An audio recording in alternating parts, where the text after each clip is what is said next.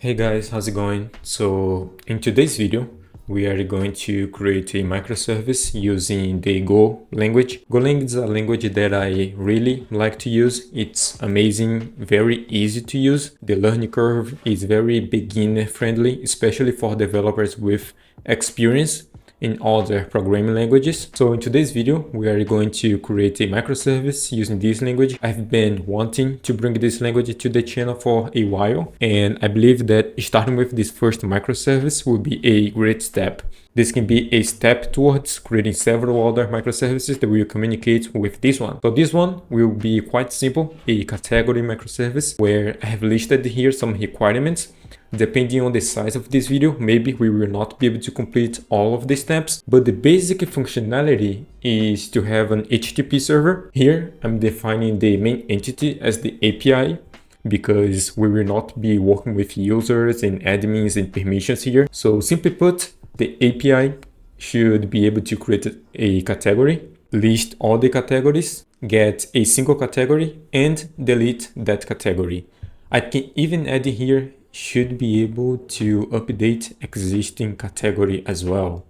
So these are the basic operations for our microservice that we will be creating today. And in the future, depending on your engagement as well, we might advance this microservice to use asynchronous communication. So every time we update the name of the category, for example, we can send this event signal to a messaging service such as Kafka, RabbitMQ, Amazon SQS, or something like that. But for today's video, let's keep it simple, right? Let's keep things straightforward. Also, in the future, we will work with Docker. It is essential for today's microservices, permissions, and finally deploying to AWS. So let's start with the basics here. If you have never used Golang, I will make sure to explain each architectural decision. And if you have already used it and you are already a Golang professional, I believe you will learn quite a bit here, because we will be using some best practices when creating microservices with this language so that we can create resilient and easily maintainable code, a sustainable code that is easy to read and also easy to maintain in the future. So starting here in this first step, let's give a name for our package, our microservice. So I'm going to call it github.com, which is where our package will reside, my Git user, and the name of this microservice that I will call Go categories microservice. So Go will initialize this package to manage all the dependencies. And now let's start with the folder structure. So this is a Go community folder pattern that they decided to maintain. This does not define how Go will behave, but I always like to follow the community's decision, because if someone works with you in this code, it's very likely that this person already knows how the structures work. Or if you want to contribute to someone else's code, an open source code, for example, you will also be more familiar with how Go folder architecture works according to the community. So we will start creating the CMD folder to place the executables of the application. So for example, I could have a CLI executable file, another one for HTTP, for gRPC, or even if my application were a monorepo with different executables, all entries of this application I would place inside this CMD folder. And if you have ever worked with hexagonal architecture, I like to treat the CMD folder as if it were my inputs from my application. But since this application here, it's very simple, I will only have one entry point. I will call API because it's pretty straightforward to me, but you could call whatever you want, HTTP for example. Then I will create a file called main.go. And just to tell you here as well, we are going to use this Golang package called Gin Web Framework, which is a very popular package in the Go community for creating HTTP servers. And if you have never used this package before, it's also quite easy to use. You can check out the documentation on the website, which has several examples on how to and how-to guides. And I'm going to take the first quick start code just so we have something working quickly. So let's grab this code and run go mod tide to install the Gin dependency. And this code will start with this route called ping that will return the message pong back to us. But always in my applications, in any language that I use, I like to have at least one endpoint called health that will say if our application is healthy. So in this basic use case, it will just return a success true message for us. It's very basic, just so we can check if our API is working and returning the success message. And if you want, you can also change the port your application runs on. In this case, I'm going to keep the default, but just to show you how it's done, you just pass this code here and you would change the entry point of your application.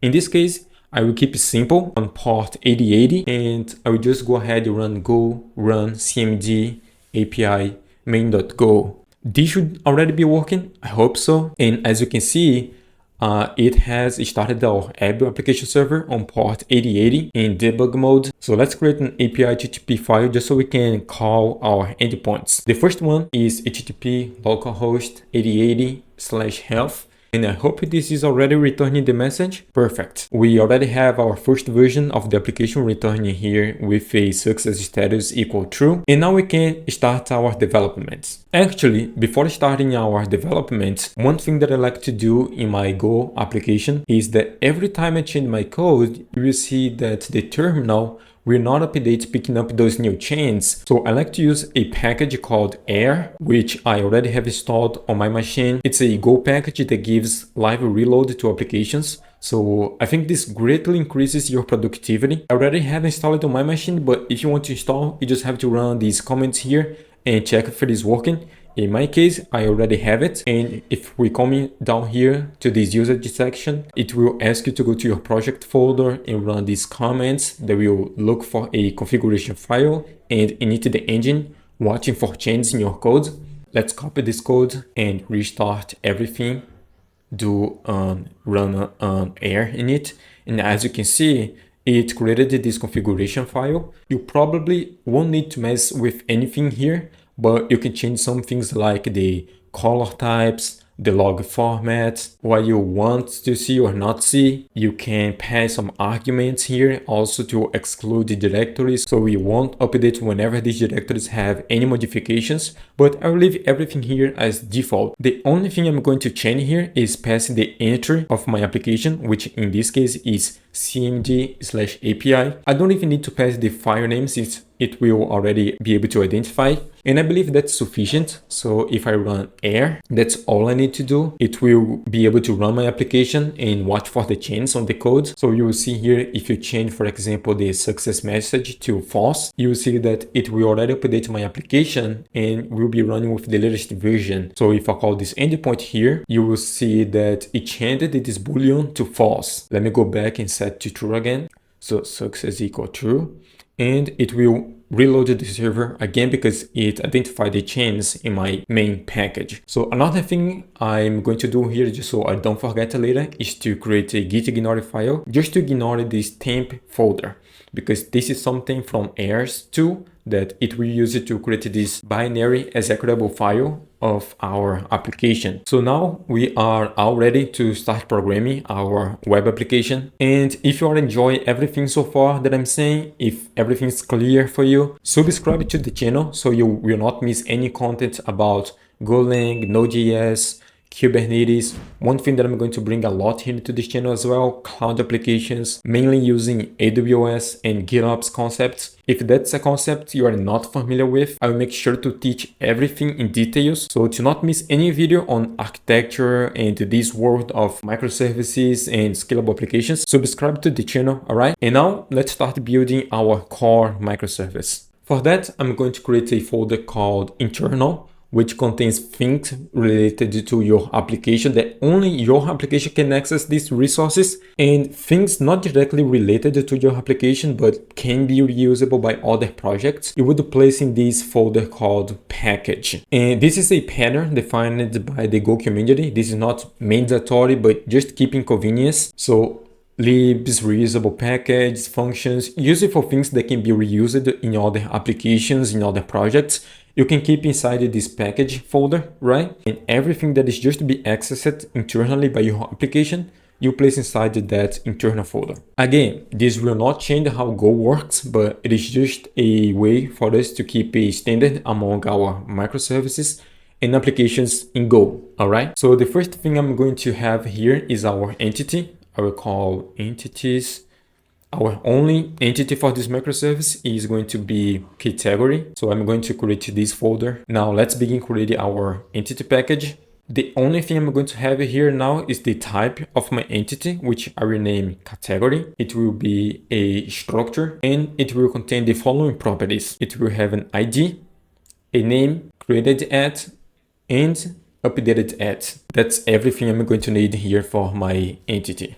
The first one is going to be type int, the name string, and these two are type time. Let me save here for formatting purposes. Let's convert this into JSON like so. Let me just copy this over so it's easier. This one will be name. I'm going to keep as created at, and the same goes for updated at. Now, following some good architectural principles, not just related to Golang, but related to microservices in general, it's always good for us to add business rules directly into our entity and not say that our database model will define how our entity behaves. So here in normal applications would just be an entity carrying some properties, but in this case, since we are creating a scalable application, it's always good to add business rules into our application. So since our entity is going to carry business rules, I can never say another external package will instantiate this instance directly. So for that, I'm going to create a function called new category, which whenever someone wants to create a new category, they will use this function instead of directly instantiating my type. So this function, since our entity is very basic, it's only going to receive the name and return the category created within this function here in memory. The same instance of the category and any error in case does not pass our business rules. So here's where we're going to define our business rules. So let's create category equal category. The ID will be empty for now. We can pass the name. The ID will be null, the name. The ID we can let our database create it. Created at will be time.now. And the same goes for updated at. And here we can already return our category and new because we still don't have any errors. So here is where we're going to define our business rules. Here we define if this category created with these parameters is valid according to our business rules for categories. So I'm going to add a new property, a new method for our category. And this function is called isValid.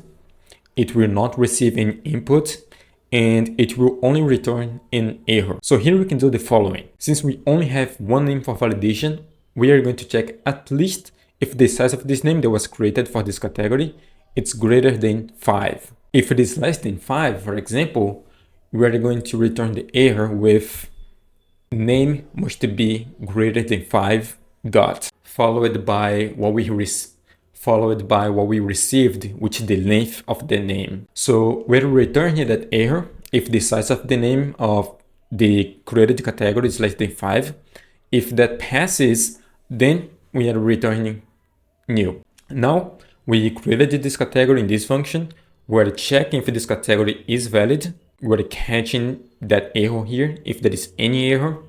If the error is different than null, we're going to return null for category and that error we just received.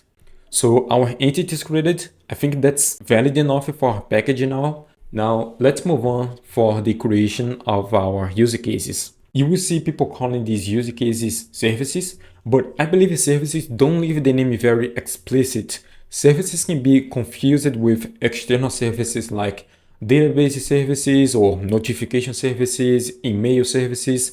So I believe that could cause some confusion. So I like to call use cases. The first use case is to create a category. So let's put here create category.go package use case. And here I always like working with a structure instead of a direct implementation of the function. So I'm going to create here a type. You will understand why this is beneficial for your app. Type create category use case. It's also going to be a struct. And this type here will receive some params for creating our use cases. For example, I will say that our type here will receive a database instance so we can perform its use case, which we will create.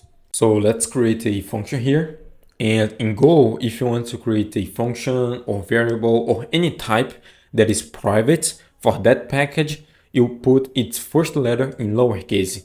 If it is uppercase, it means it is public so other packages can also use it. So this one will be lowercase and this one uppercase. So it will be new, create category, use case, and return itself.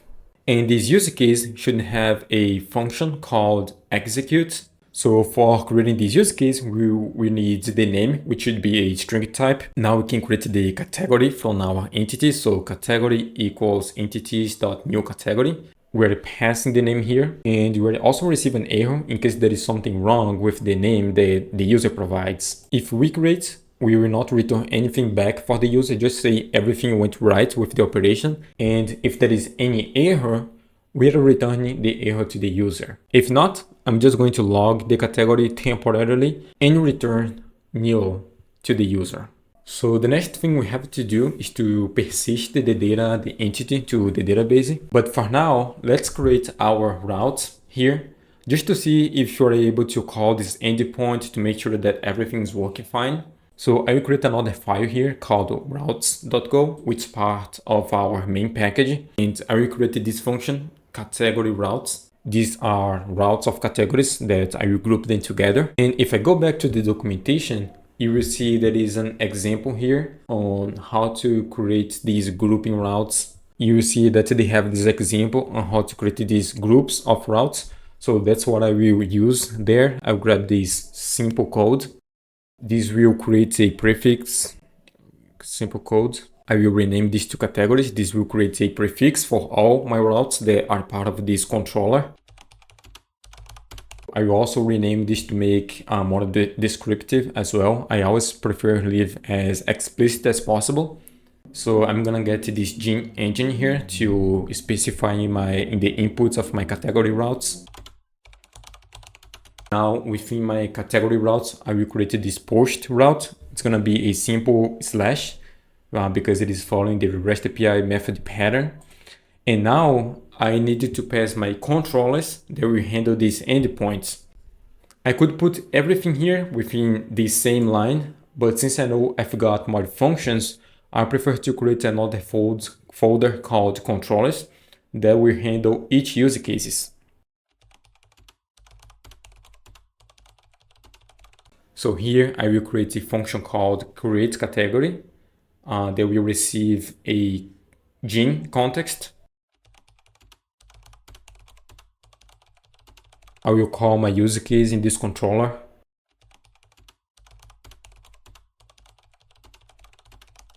Use case is .new create category use case. Use case.execute. And now we have got to get the category name from the request body. And for that, I always like to create a type that will represent the expected receiving parameters from the user input. And this will be a private method since only my controller needs access to this type. So create category input, it will receive a name, type string. The binding is required since we needed the name to create the category. And now we can initialize an instance of this structure. The variable name is body that will bind the user input. And now we can do the following. If error equals context.should bind JSON, then I will pass the memory value from the body variable. And if there is an error within the binding, we can use the gene context to abort the request with status bad request. And we can also send a success equals false and the error message to the user so they can know what is wrong with the request.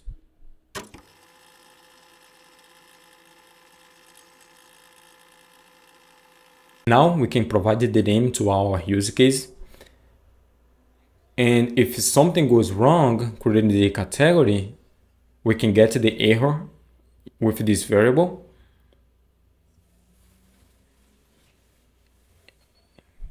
And we can do pretty much the same thing and just abort the request and return the error to the user. But if there are no errors, we can simply return a status created and return success equals true. So this should be sufficient for our controller. Now I just need to pass the controller to this endpoint function. So controllers.create category. So this should be sufficient for the code. So now let's test the code. It's been quite a bit before testing, but I hope it works first time. So let's create this HTTP request, localhost 8080/categories, a post endpoint. So the code is running. Let's call this endpoint and oops, endpoint not found. I think we forgot to initiate our categories router in the main function. That's why we are receiving this 404 not found error.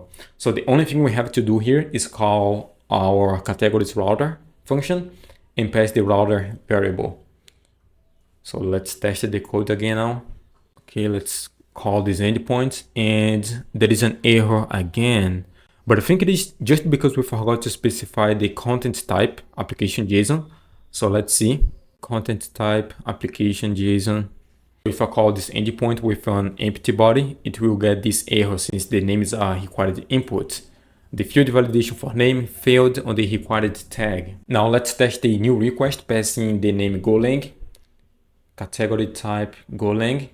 Let's call this endpoint again. And now it will give us a success true and print the category in the terminal.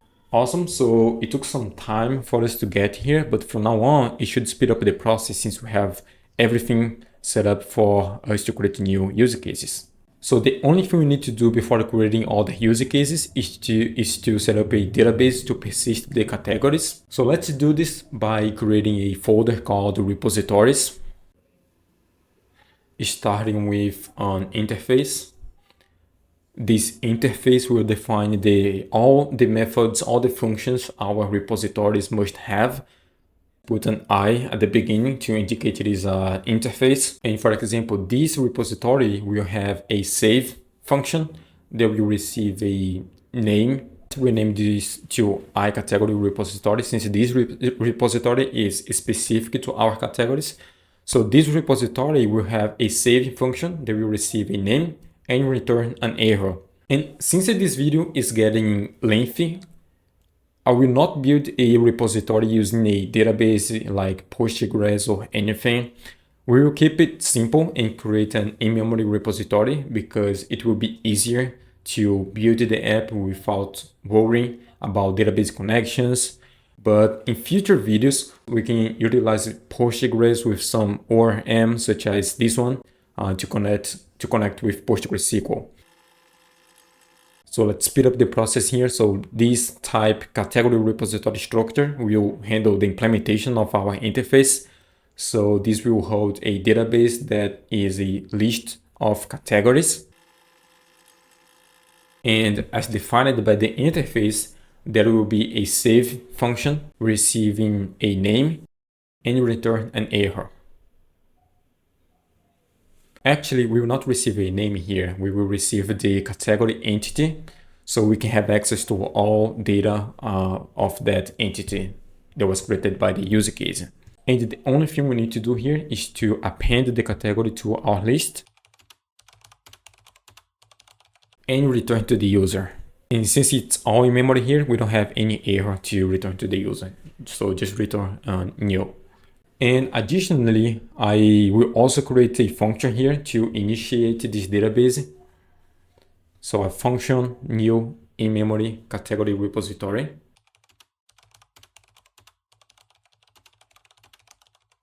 And now, going back to our use case, we can specify the repository interface as a dependency of this use case.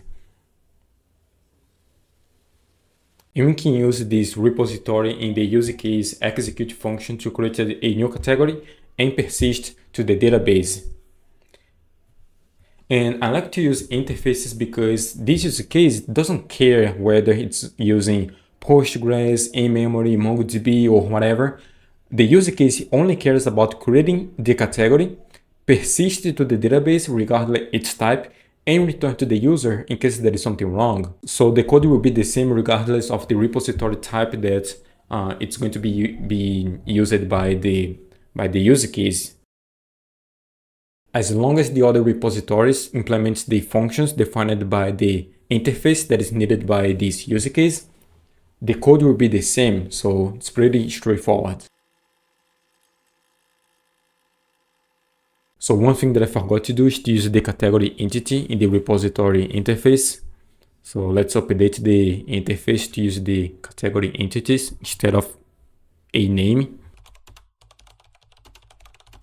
So let's check for errors here and return to the user if something goes wrong.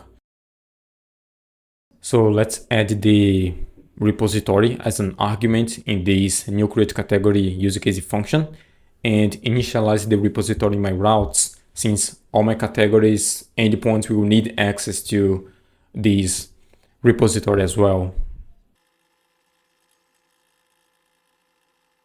So let's modify this endpoint to receive the gene context and the repository as well. So I have to do it this way.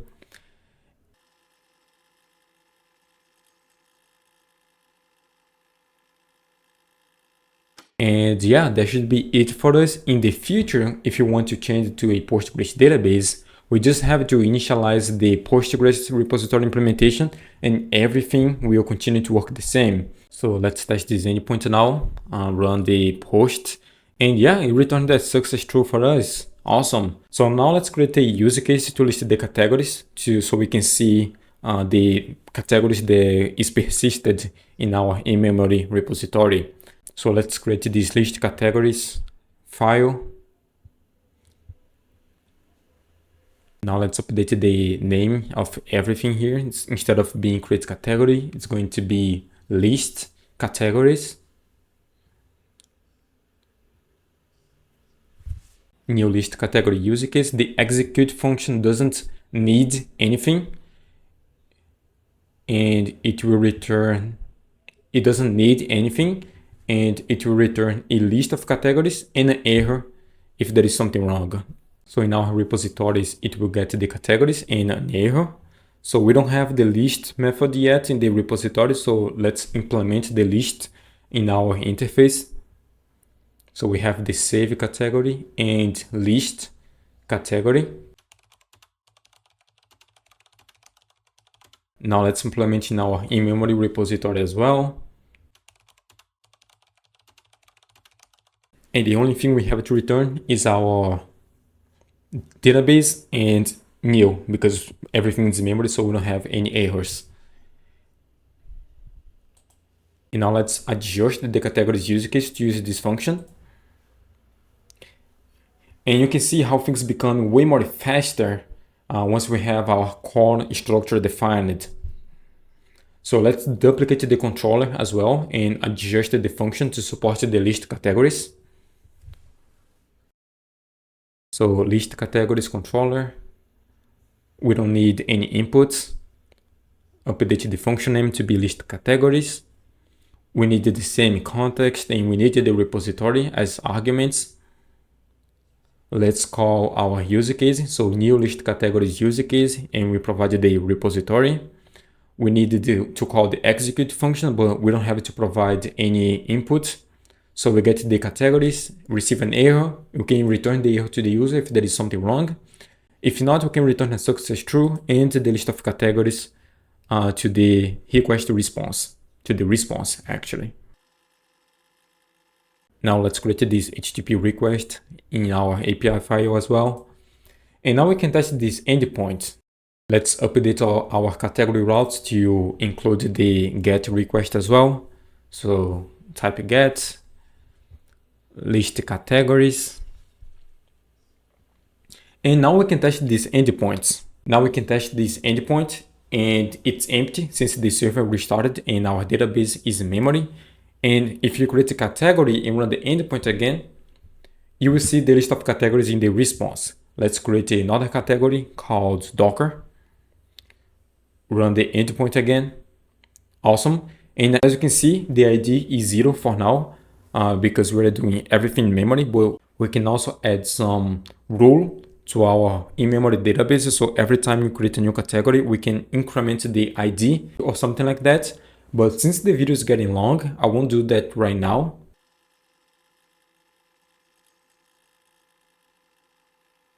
Another thing we could implement as well is to check if the category name already exists in our database. We would have to add a get by name in our repository implementation to do that. But since the video is getting long, I won't do that right now as well. But anyway, back to our requirements. Let's add a new requirement here, create an HTTP server. So we created an HTTP server. The API is able to create a new category, and we can also list all the categories that were created by the API. So these other methods I will do as part of another video, but they should be very easy to implement since we already have the boilerplate, we already have the core of this API defined. So adding new functionalities is pretty easy and fast right now. Another thing, a new requirement that I'm going to add in here as well is to use Postgres as database to persist the entities. So these new endpoints here is something that we could achieve in, I don't know, 5 minutes. So if you want a part 2 of this video, just add it to the comments. That's it for this video. The video is getting very long, but something that I really want to bring as part of another video is asynchronous communication. So for example, if the category name is updated, we can send an event to a Kafka and have another service listening for this type of event so they can do some validations, some business rules in their own servers. Another thing that would be very important as well is to have Docker deployed to AWS. Anyway, the possibilities are endless, but yeah, that's it for this video. I hope you guys enjoyed and subscribe to the channel, add in the comments if you want the part 2. And yeah, thanks for watching the video.